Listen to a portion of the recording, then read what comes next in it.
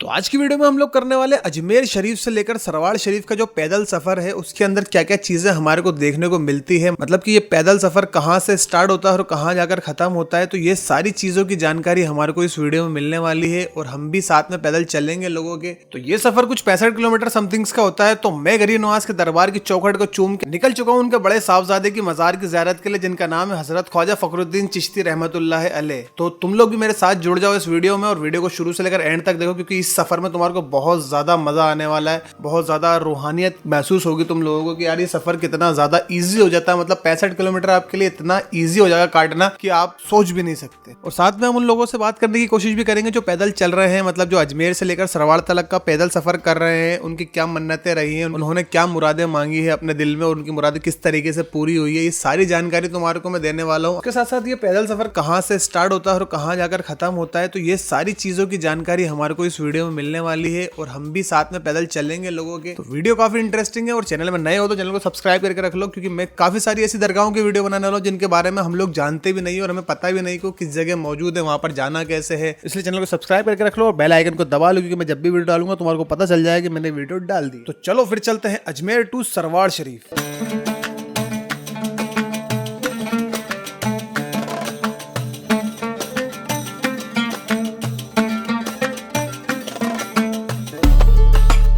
तो मैं यहाँ पर गरीब नवाज की चौखट को चूम के निकल चुका हूँ सरवाड़ शरीफ के लिए, जहाँ पर उनके बेटे की मज़ार है, मतलब मज़ार मुबारक है। और हज़रत ख्वाजा मोइनुद्दीन चिश्ती रज़ी अल्लाह ताला अन्हु के सबसे बड़े साहबजादे हैं जिनकी मज़ार मुबारक सरवाड़ शरीफ के अंदर है। वहाँ पर ही उन्होंने क़याम किया था, जिनका नाम हजरत ख्वाजा फखरुद्दीन चिश्ती रहमतुल्लाह अलैह है और हम लोग इनको गरीब नवाज के साहबजादे के नाम से जानते हैं। तो मैं और मेरा कैमरा दोनों ही निकल चुके हैं इस सफर के अंदर और पैदल जाने वाले काफी सारे लोग हैं। यहाँ पर सुबह सुबह लोग निकलना स्टार्ट कर देते हैं, लेकिन जो यहाँ पर छड़ी होती है जो मलंग लोग लेके जाते हैं उसको निकलने में काफी टाइम लगता है। मतलब वो 3 बजे निकलते हैं, लेकिन वो बहुत ज्यादा तेज चलते हैं भाई और इतनी फास्टली सरवाड़ शरीफ पहुंच जाते हैं कि अपन अंदाजा भी नहीं लगा सकते कि वो किस तरीके से चल रहे हैं और इतनी फास्टली वहां पर इतने कम टाइम में कैसे पहुंच गए हैं। पर उससे पहले ये जान लेते कि यार ख्वाजा फखर का उर्स कब आता है, मतलब किस महीने में ये उर्स आते हैं और कब यहाँ पर हमारे को पैदल चल के जाना होता है। तो सबसे पहले इस चीज की जानकारी मैं तुम लोगों को दे देता हूँ कि इस्लामी कैलेंडर के हिसाब से रजब की 1 तारीख से लेकर 10 तारीख तक हमारे ख्वाजा गरीब नवाज के उर्स होते हैं, यानी कि हजरत ख्वाजा मोइनुद्दीन चिश्ती रहमतुल्लाह अलैह के उर्स होते हैं। उसी के जस्ट बाद वाले महीने में यानी कि शबान के महीने के अंदर हमारे ख्वाजा गरीब नवाज रहमतुल्लाह अलैह के बड़े साहबजादे के उर्स आते हैं, यानी कि ख्वाजा फखरुद्दीन चिश्ती रहमतुल्लाह अलैह के, जिनका मज़ार मुबारक सरवाड़ शरीफ में है। और इसी वजह से अजमेर शरीफ से लेकर सरवाड़ शरीफ का सफर लोग पैदल करते हैं और अपनी मन्नतें मुरादें उनकी दुआओं से पूरी करवाते हैं। तो ख्वाजा फखर के जो उर्स होते हैं वो 1 तारीख से लेकर 10 तारीख तक होते हैं, मतलब कि इनके उर्स भी गरीब नवाज के उर्स की तरह 10 दिन मनाए जाते हैं पूरी धूमधाम से और सारे रस्म रिवाज भी उसी तरीके से मनाए जाते हैं। लेकिन हम बात कर रहे हैं अजमेर से सरवाड़ के पैदल सफर की, जो कि रजब की 3 तारीख को स्टार्ट होता है। अजमेर से 3 तारीख को लोग पैदल चलना स्टार्ट करते हैं। लोग सुबह फजर की नमाज पढ़ने के बाद से ही चलना स्टार्ट हो जाते हैं, अपने अपने घरों से निकलते हैं और पैदल सफर के लिए तैयार हो जाते हैं। गरीब नवाज की चौखट को चूम के जब वो सफर पे चलना स्टार्ट करते हैं तो उन्हें पता ही नहीं चलता कि उन्होंने कितने किलोमीटर पार कर दिए हैं, कितने किलोमीटर बचे हैं। वो सिर्फ उनकी आशिकी के अंदर चलते रहते हैं। और मुझे इस रास्ते पे काफी सारे ऐसे लोग देखने को मिले जिनको एहसास तक नहीं है कि वो कितना चल के आ चुके हैं और कितना चल के आगे जाने वाले हैं। वो बस गरीब नवाज की आशिकी में और ख्वाजा फखर की आशिकी में बस चले जा रहे हैं और उनकी मंजिल सिर्फ एक ही है, दरबार ख्वाजा फखर, यानी कि सरवाड़ शरीफ के अंदर जो ख्वाजा फखर की मज़ार है बस वहां पर पहुंचना है और उनकी चौखट को चूमना है। वैसे तो मुझे सुबह निकलना था फजर की नमाज के बाद, लेकिन मैं ये चाहता था कि यार मैं छड़ियों में जो मलंग जाते हैं उनके साथ ही उनको कवर करते हुए चलूं कि वो कहाँ कहाँ रुकते हैं और वो इतनी स्पीड में कैसे चल लेते हैं। भाई इस चीज का राज पता करने के लिए मैं उनके साथ चलने का मैंने पूरा ट्राई करा और आगे चल के मैं उनके साथ सरवाड़ शरीफ पहुंचा या नहीं पहुंचा ये भी तुम्हारे को आगे वीडियो में पता चलने वाला है। तो इसलिए वीडियो को बिना स्किप करे देखना, क्योंकि यार मैं भी इस रास्ते में भटक गया था। मैं भी मतलब अपने जो मेन रास्ता था उसको छोड़ के किसी और ही रास्ते पर निकल गया। वहां पर मैं 10 किलोमीटर आगे चला गया और मुझे इतनी परेशानी हुई वहां से वापस बैक आने में। मुझे रास्ता ढूंढना पड़ा और वहां पर नेटवर्क अलग नहीं आते हैं, तो गूगल मैप ने भी काम करना बिल्कुल ही बंद कर दिया था। वो तो एक अल्लाह का नेक बंदा मुझे रास्ते पे मिल गया, उसने मुझे रास्ता बताया कि भाई यहाँ से नहीं, यहाँ से चले जाओ, इस जगह से जाओगे तो शॉर्ट पड़ेगा तुम्हारे को, तुम मेन रास्ते पे आ जाओगे, उसके बाद तुम सीधे स्ट्रेट चलते जाना, उस रास्ते से तुम सीधे सरवाड़ शरीफ पहुंच जाओगे। तो दिल से शुक्रिया यार उस बंदे का जिसने मेरी इतनी सुनसान जगह पे आके मदद करी। तो अब मैं जोहर की नमाज पढ़ के गरीब नवाज की ज़ियारत करके यहाँ से सीधा निकलने वाला हूँ सरवाड़ शरीफ के लिए। तो सरवाड़ के रास्ते पे जाने के लिए मुझे सबसे पहले पहुंचना पड़ेगा 9 नंबर पेट्रोल पंप। तो 9 नंबर पेट्रोल पंप मैंने लगभग 1 घंटे में कवर कर लिया और वहीं पर मुझे छड़ी वाले मलंग मिल गए और मतलब वो आते हुए मुझे दिखाई दे रहे थे। उनसे आगे मैं था, लेकिन उनकी चलने की स्पीड मुझसे ज्यादा तेज थी। तो मैंने कोशिश करी कि मैं उनकी स्पीड में चलूं, लेकिन वो लोग मुझे छोड़ के मुझसे आगे निकल गए। पर मैंने हार नहीं मानी, मैं उनकी स्पीड स्पीड में चलने का ट्राई करता रहा और उनके पीछे पीछे पीछे पीछे चलता रहा, और जितनी मेरे से वीडियो बन सकी मैंने उतनी वीडियो बनाने की कोशिश करी, और इसी वजह से मैं वीडियो बनाने में रह गया और वो मुझसे बहुत ज्यादा आगे निकल गए। अब मुझे अकेले चलना था और मुझे रास्ता भी नहीं पता था कि मुझे सरवार शरीफ कैसे जाना है, तो मैं चलता रहा धीरे धीरे। तो इसी बीच मुझे दो रास्ते कटे हुए देखे, जहाँ से एक रास्ता सरवार शरीफ को जाता था और एक रास्ता पता नहीं कौन से गाँव को जाता था। तो मैंने गलती से गाँव वाले रास्ते को सिलेक्ट कर लिया, मतलब वहाँ पर कोई बोर्ड वगैरह लगा हुआ नहीं था और मेरा नेट भी नहीं चल रहा था,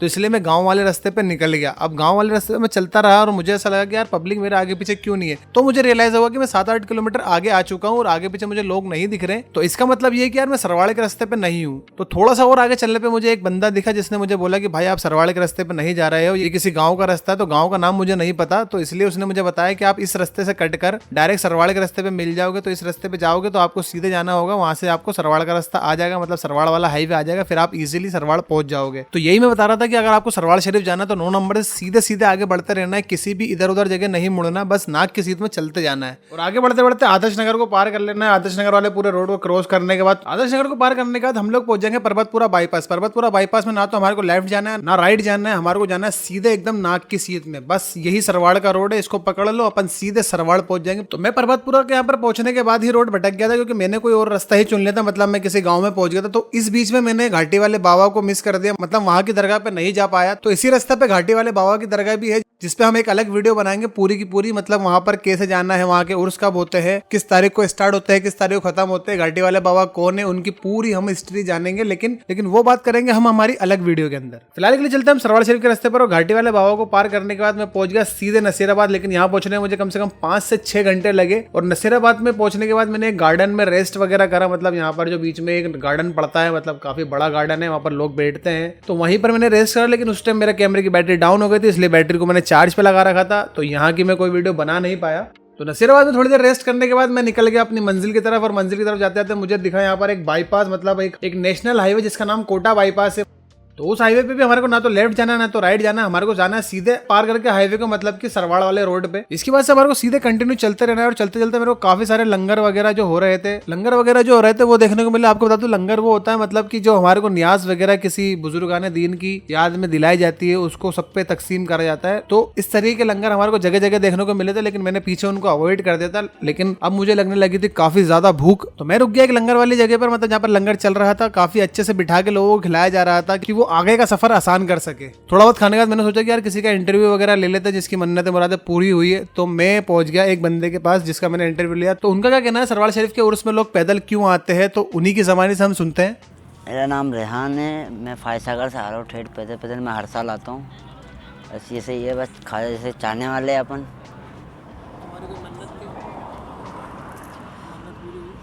बस इसलिए तो हर साल अब अपना आते हैं हम, खुशी रहती है एक तरह से।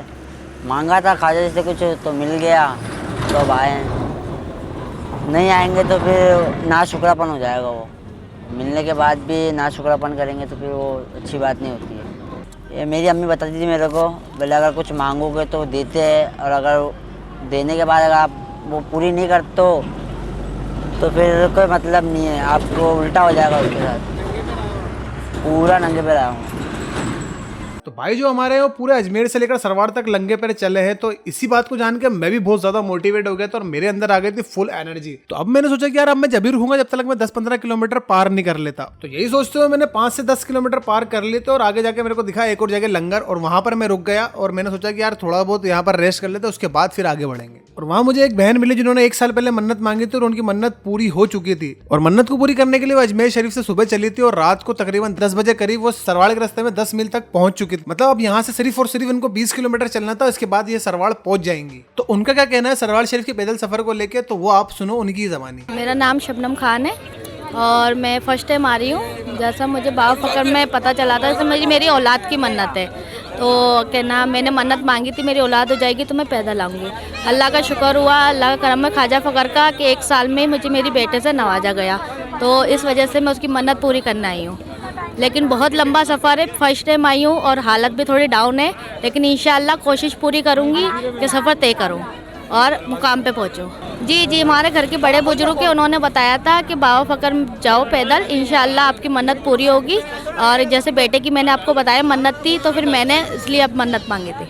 इंशाअल्लाह मेरी मन्नत पूरी हुई है और दुआ करूँगी अल्लाह जायज़ मन्नत को पूरा करे। जैसा कि बहन ने बताया कि उनकी एक औलाद की मन्नत थी और उनको औलाद मिल चुकी है, मतलब ख्वाजा फकर और गरीब नवाज की दुआओं से उनको औलाद अता हो चुकी है और उस मन्नत को पूरी करने के लिए वो पैदल अजमेर से सरवार शरीफ जा रहे हैं। तो उनकी खुशी बता रहे हैं कि उनको जरा सा भी एहसास नहीं है किसी भी तरीके के दर्द का कि इस सफर को पैदल पूरा करने के लिए उनको किसी भी तरीके की कोई परेशानी का सामना करना पड़ा है। तो जैसा कि मैंने बताया कि 10 मील से सरवार शरीफ सिर्फ और सिर्फ 20 किलोमीटर दूर है, तो अब हमारी अगली मंजिल होगी 12 मील, मतलब हमारे को पहुंचना है 12 मील और उसके बाद हम पहुंचेंगे डायरेक्ट सरवाड़। पर इसके बीच में यार देखो, किसी भी आशिक के हौसले टूटे ना टूटे पर हाथ पैर में थोड़ी बहुत खरोच वगैरह तो आई जाती है। इतना लंबा सफर है तो थोड़ी बहुत तो चोट वगैरह आई जाती है। तो मेरे को बीच में काफी सारे ऐसी जगह दिखी जहां पर पैदल चलने वालों के लिए ऐसे कैंप लगाया गया था, जहां पर उनको मेडिसिन वगैरह दी जा रही थी, बाम वगैरह लगाया जा रहा था उनके पैरों में, मतलब खुद के हाथों से लोग खिदमत कर रहे थे कि यार जाने वाले लोग हैं, हमारे लिए दुआ करना। और सभी भाई आपस में एक दूसरे की मदद कर रहे थे। और ऐसी चीज देख के यार मुझे वास्तव में दिल से खुशी मिल रही थी कि यार लोगों को किसी भी तरह का कोई लालच नहीं है, बस वो अपनी खिदमत को अंजाम दे रहे हैं, लोगों की मदद कर रहे हैं कि वो अपने सफर को पूरा कर सके, उनके सफर को आसान बना रहे थे। ऐसे काफी सारे कैंप थे जो गैर मुस्लिम भाइयों ने भी लगा रखे थे और मदद कर रहे थे, और जाने वाले लोगों की उनके पैरों पर मलहम लगा रहे थे, अपने हाथों से उनकी खिदमत कर रहे थे। तो उन सबका दिल से शुक्रिया यार, मतलब दिल से दुआएं निकलती है लोगों के कि यार कितने नेक काम कर रहे हैं और कितने नेक लोग हैं इस दुनिया में। तो यही सब चीजें देखते देखते मैं पहुंच गया 12 मील में। 12 मील पर रुककर मैंने थोड़ी चाय वगैरह पी, उसके बाद जस्ट निकल गया अपने सरवाड़ के सफर के लिए। और जल्दी से जल्दी मैंने सोचा कि यार अब मुझे सरवाड़ पहुंच के ही रुकना चाहिए, लेकिन उससे पहले मेरे को यहाँ पर टोल टैक्स दिखा, टोल टैक्स पर रुक के मैंने थोड़ी देर रेस्ट करा। उसके बाद मैं पहुंच गया सरवाड़ शरीफ। और सरवाड़ शरीफ पे पहुंचने से पहले मुझे बुलंद दरवाजा दिखने लग गया था और वहां से मैंने अपना सलाम पेश करा और जल्दी से बुलंद दरवाजे के पास पहुंचकर मैं पहुंच गया सरवाड़ शरीफ की दरगाह पे। और दरगाह पे जाने के बाद मैंने कदम पोशी करी, मतलब कि ख्वाजा फकर की चौखट को चूमा। और चूमने के बाद मुझे एहसास हुआ कि यार 65 किलोमीटर का सफर मैंने कितनी आसानी से पार कर लिया। तो ये इनकी ही करामत थी जो सफर इतनी आसानी से कट गया। तो जैसा कि मैं रात को 3 बजे वहां पर पहुंचा था, तो इसलिए आस्ताना मामूल हो चुका था, मैं आस्ताने शरीफ में हाजिरी नहीं दे पाया। तो वो हाजिरी मैंने सुबह दी और सुबह वहां से मैं अजमेर के लिए रवाना हो गया। बीच में मुझे काफी सारे लोग मिले जो मदद कर रहे थे, लोगों की खाना खिला रहे थे लोगों को। तो वो देख के दिल को सुकून मिला कि यार दुनिया में लोग हैं जो अभी तक खिदमत कर रहे हैं। तो मैं चाहता हूँ कि यार आने वाले टाइम पे ऐसे लोग खिदमत करते रहे, लोगों की मदद करते रहे, भाईचारा बना रहे हमारे इस मुल्क के अंदर। तो इसी के साथ मेरा व्लॉग खत्म होता है। अगर आपको व्लॉग अच्छा लगा तो लाइक करें, शेयर करें, कमेंट करें हमारे चैनल पे। चैनल नया है इसलिए चैनल को सपोर्ट करें, ज्यादा से ज्यादा शेयर करें। वीडियो काफी बड़ी हो चुकी है तो इसलिए उसके लिए सॉरी, बट आगे मैं व्लॉग डालता रहूंगा, इसलिए चैनल को सब्सक्राइब करके रख लें। मिलता है आपसे अगली वीडियो में, तब तक के लिए बाय बाय। दुआ सलाम, दुआ में याद रखें।